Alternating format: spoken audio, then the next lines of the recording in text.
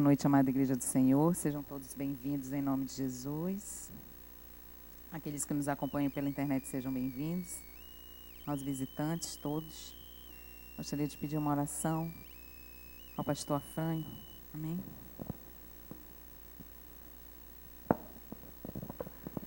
Te bendizemos, exaltamos e glorificamos o teu nome, Senhor, por esses momentos de ministração e louvor, e agora, pela tua palavra que nos será ministrada, capacita-nos, unge-nos para que tenhamos o foco, o objetivo e a boa vontade de receber a tua palavra que nos será pregada pela tua serva, já devidamente ungida, Grace, que o Senhor possa usar a sua boca, fundamentada em sua palavra, e desde já agradecidos, Pai, por tudo quanto o Senhor nos falará nesta reflexão. Em nome de Jesus, amém. Amém. Hoje, o Senhor moveu o meu coração a falar de milagres. E todos os milagres do Senhor, uma pequena introdução, eles têm propósitos. Todos.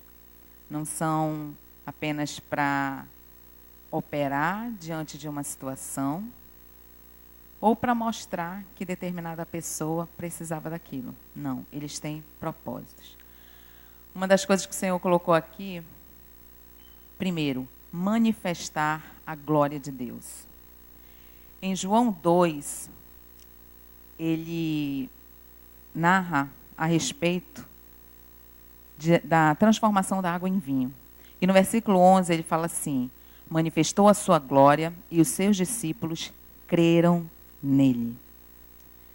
Então, primeiro ponto, manifestação da glória do Senhor. Segundo ponto, que também está nesse versículo, levar as pessoas a crer. A glória de Deus se manifesta em Cristo Jesus. Em João 1,14 ele fala assim: e o verbo se fez carne e habitou entre nós, cheio de graça e de verdade, e vimos sua glória, glória como do unigênito do Pai. E ele também manifesta a sua glória na sua morte e ressurreição. João 17,1. Tendo Jesus falado estas coisas, levantou os olhos ao céu e disse: Pai, é chegada a hora, glorifica o teu Filho, para que o Filho te glorifique a ti. Os milagres também foram sinais de que o Messias havia chegado naquele momento, né? Em Isaías 61, de 1 a 2, ele fala: o Espírito do Senhor está sobre mim, porque o Senhor me ungiu para pregar as boas novas. E lá em Mateus 11, de 4 a 6, ele diz: e Jesus respondendo disse-lhes: ide e anunciai a João o que estais ouvindo e vendo. Os cegos veem, os coxos andam, os leprosos são purificados, os surdos ouvem, os mortos são ressuscitados, e aos pobres está sendo pregado o Evangelho. Eles também apontam o fato de que ele tem poder para perdoar pecados. Exemplo disso, a cura do paralítico em Cafarnaum. Em Marcos 2, de 10 a 11, ele diz assim: ora, para que saibais que o Filho do Homem tem sobre a terra autoridade para perdoar pecados, disse ao paralítico: eu te ordeno, levanta-te, toma o teu leito e vai para a tua casa. É interessante porque isso nos mostra que a necessidade do homem não é apenas a solução dos seus problemas ou a cura de uma enfermidade, mas sim o seu relacionamento com Deus, onde o pecado é o principal obstáculo. Diante dessa introdução, vamos abrir a palavra do Senhor em Marcos 5, a partir do versículo 21.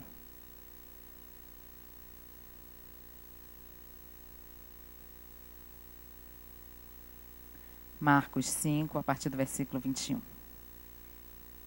Amém? Tendo Jesus voltado do barco para o outro lado, afluiu para ele grande multidão, e ele estava junto do mar. Eis que se chegou a ele um dos principais da sinagoga, chamado Jairo, e vendo-o, prostrou-se a seus pés e insistentemente lhe suplicou: minha filha está à morte, vem, põe as mãos sobre ela, para que seja salva e viverá. Jesus foi com ele. Grande multidão o seguia, comprimindo-o. Aconteceu que certa mulher, que havia 12 anos, vinha sofrendo de uma hemorragia, e muito padecera à mão de vários médicos, tendo despendido tudo quanto possuía, sem contudo nada aproveitar, antes pelo contrário, indo a pior. Tendo ouvido a fama de Jesus vindo por trás dele, por entre a multidão, tocou-lhe a veste, porque dizia: se eu apenas lhe tocar as vestes, ficarei curada. E logo se lhe estancou a hemorragia, e sentiu no corpo estar curada do seu flagelo. Jesus, reconhecendo imediatamente que dele saíra poder, virando-se no meio da multidão, perguntou: quem me tocou nas vestes? Responderam-lhe seus discípulos: vês que a multidão te aperta e dizes: quem me tocou? Ele, porém, olhava ao redor para ver quem fizera isto. Então a mulher, atemorizada e tremendo, cônscia do que nela se operara, veio, prostrou-se diante dele e declarou-lhe toda a verdade. E ele lhe disse: filha, a tua fé te salvou. Vai-te em paz e fica livre do teu mal. Versículo 35. Falava ele ainda quando chegaram alguns da casa do chefe da sinagoga, a quem disseram: tua filha já morreu. Por que ainda incomodas o mestre? Mas Jesus, sem acudir a tais palavras, disse ao chefe da sinagoga: não temas, crê somente. Contudo, não permitiu que alguém o acompanhasse, senão Pedro e os irmãos Tiago e João. Chegando à casa do chefe da sinagoga, viu Jesus o alvoroço, os que choravam e os que pranteavam muito. Ao entrar, lhes disse: por que estáis em alvoroço e chorais? A criança não está morta, mas dorme. E riram-se dele. Tendo ele, porém, mandado sair a todos, tomou o pai e a mãe da criança e os que vieram com ele e entrou onde ela estava. Tomando-a pela mão, disse: Talitá cumi, que quer dizer: menina, eu te mando, levanta-te. Imediatamente a menina se levantou e pôs-se a andar, pois tinha 12 anos. Então ficaram todos sobremaneiras admirados. Mas Jesus ordenou-lhes expressamente que ninguém o soubesse e mandou que dessem de comer a menina. Aqui são duas histórias que se cruzam, né? Jairo, um homem conhecido, principal ele fala aqui, principal da sinagoga, um dos principais da sinagoga, era conhecido, tinha posses, tinha um status no meio daquelas pessoas. E aquela mulher, que naquele momento, ela estava extremamente angustiada, numa situação extremamente difícil, mas que antes disso, ela também tinha posses. Tanto é que fala que ela gastou tudo o que tinha com médicos. Então, ela tinha alguma coisa que ela gastou com os médicos. E que, no final das contas, ela estava naquela situação sem nada. Porém, o interessante também nessa história, que se cruza, que são parecidas. A filha de Jairo chega a falecer e essa mulher estava caminhando para isso. Ela perdia sangue. Aquela mulher perdia a vida. Sangue representa a vida. Mas ali, naquele momento, não interessava, no caso de Jairo, quem ele era. O dinheiro que ele tinha. Diploma, posses, se ele era PhD, XYZ, sei lá o quê, não interessava. Porque para Deus não interessa. Para Deus, todos nós estamos no mesmo nível, pecadores e destituídos da glória de Deus. Naquele momento, todo o dinheiro que ele tinha, todo o conhecimento que ele tinha, todo o status que ele tinha, não estava ajudando em nada.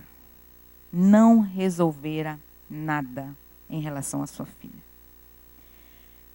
E é interessante também que eles enfrentaram o mesmo obstáculo naquele momento. A multidão. Uma multidão que olhava para aquela mulher com desprezo. A palavra de Deus fala lá em Levíticos 15, que a mulher, durante o período da sua menstruação, ela era considerada imunda. Então, ela ficava afastada, ninguém podia tocar nela, porque se tocasse, aquela pessoa também passaria o dia imunda e só à noite que estaria, só à tardezinha que estaria livre. Então, as pessoas não se aproximavam daquela mulher.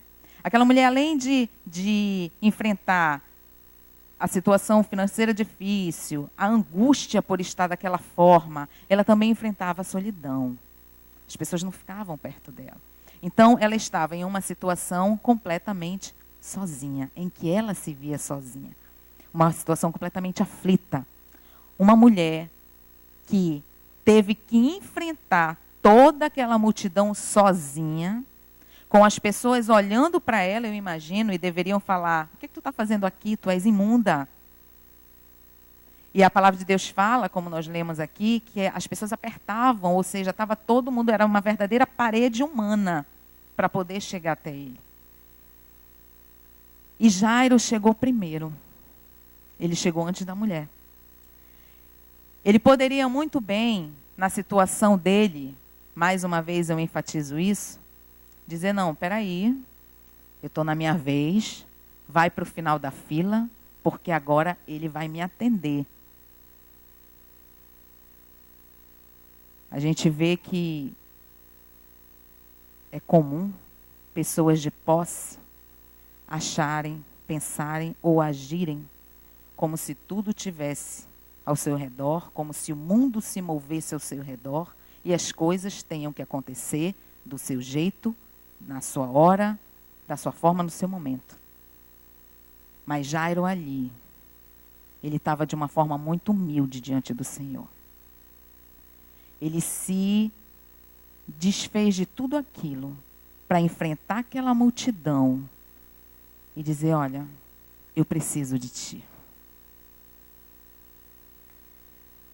Mas a mulher chegou lá e no íntimo dela, ela falou para ela mesma: se eu apenas tocar,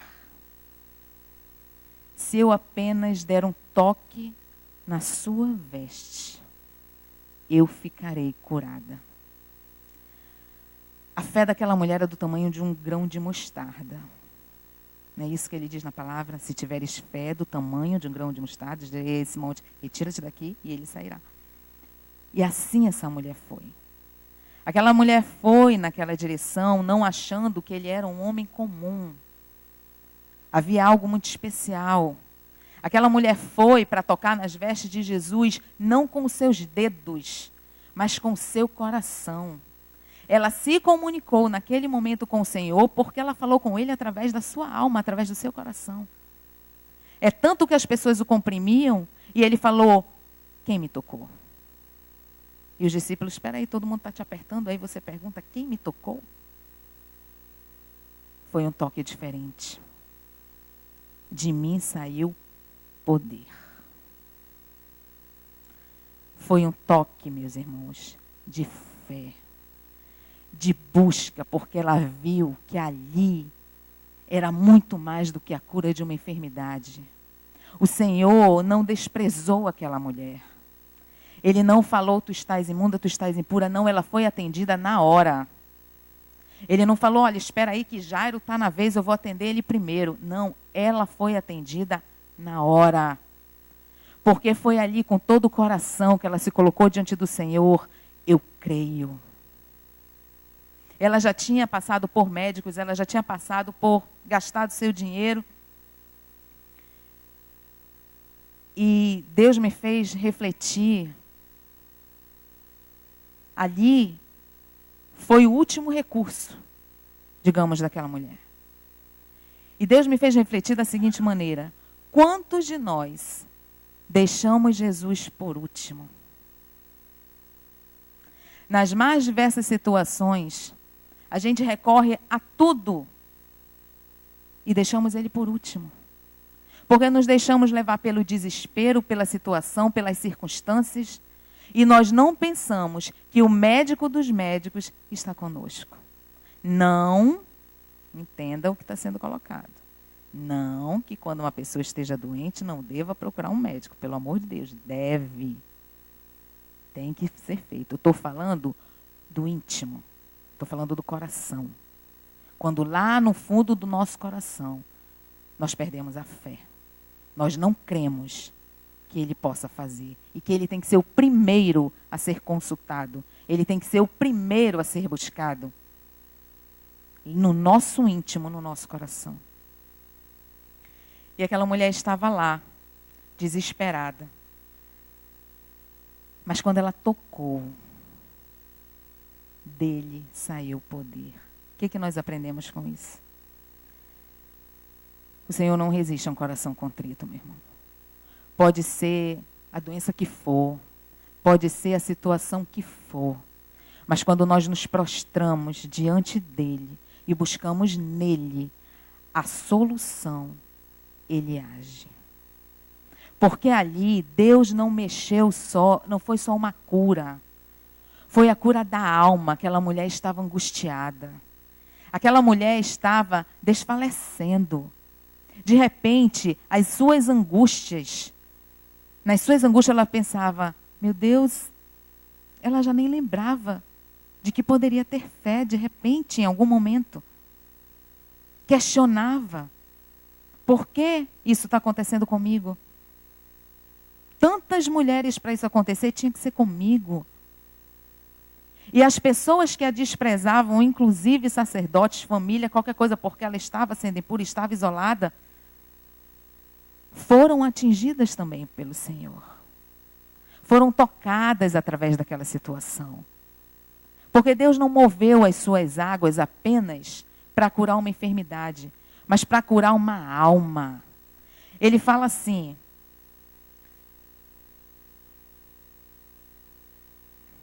quem me tocou, responderam os seus discípulos, vês que a multidão te aperta e diz quem me tocou, versículo 32. Ele, porém, olhava ao redor para ver quem fizera isso.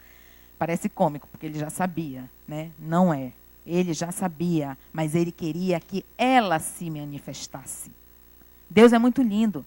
Aquela mulher tocou, foi a Jesus, porque ela tomou uma decisão de ir até ele.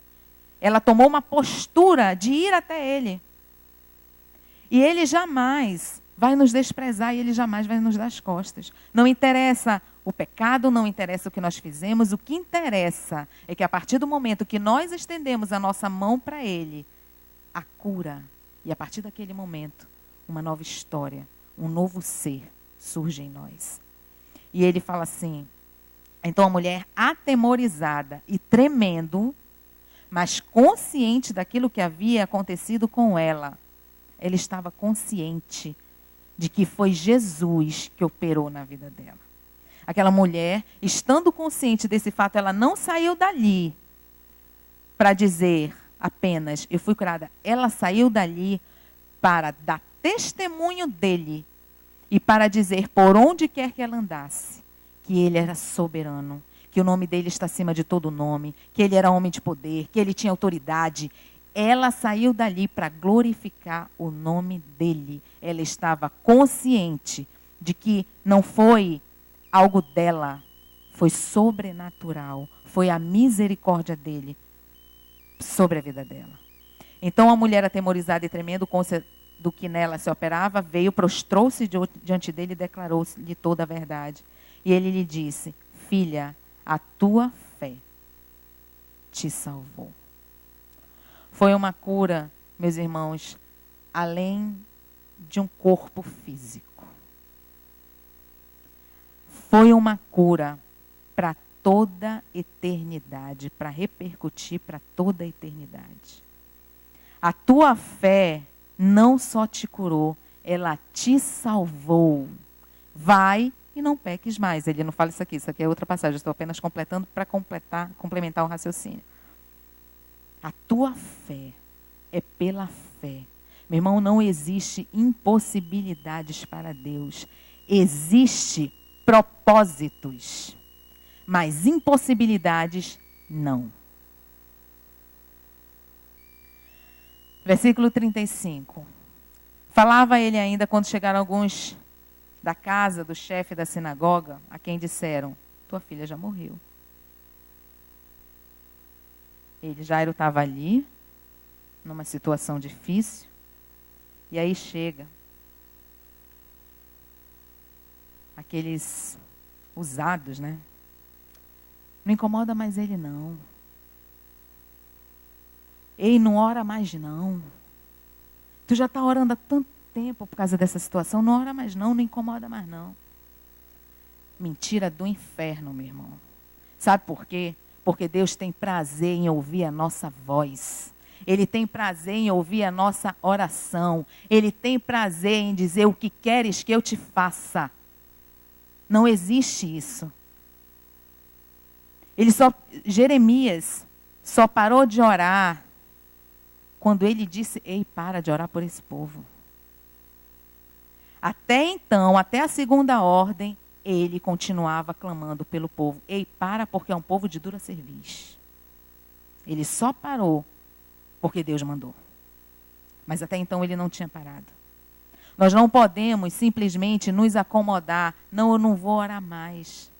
Não, Deus não está fazendo nada. Ele trabalha no oculto, meu irmão. Nós não precisamos ver. Nós só precisamos colher do resultado. É isso que interessa para ele. Enquanto nós estamos aqui, adorando o Senhor, ouvindo a sua palavra, lá fora, ele está organizando tudo para que quando a gente volte, nós recebamos o que ele tem de melhor para nós.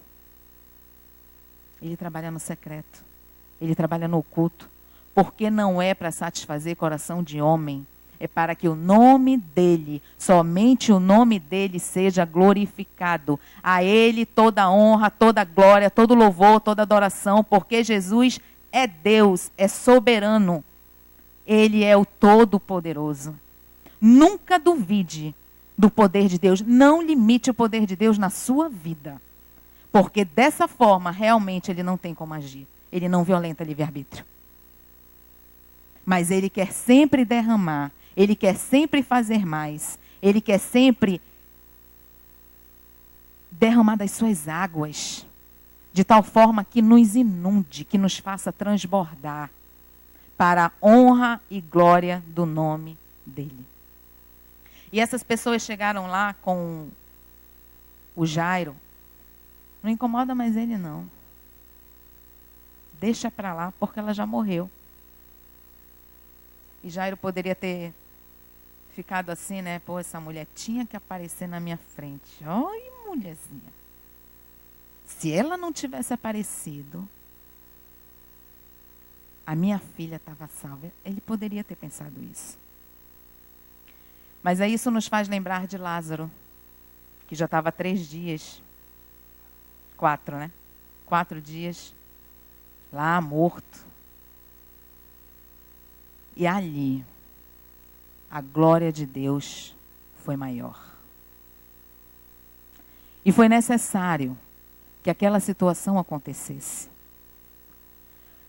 para que todos que estavam ali, para que Jairo e a sua esposa fossem tocados de uma forma sobrenatural.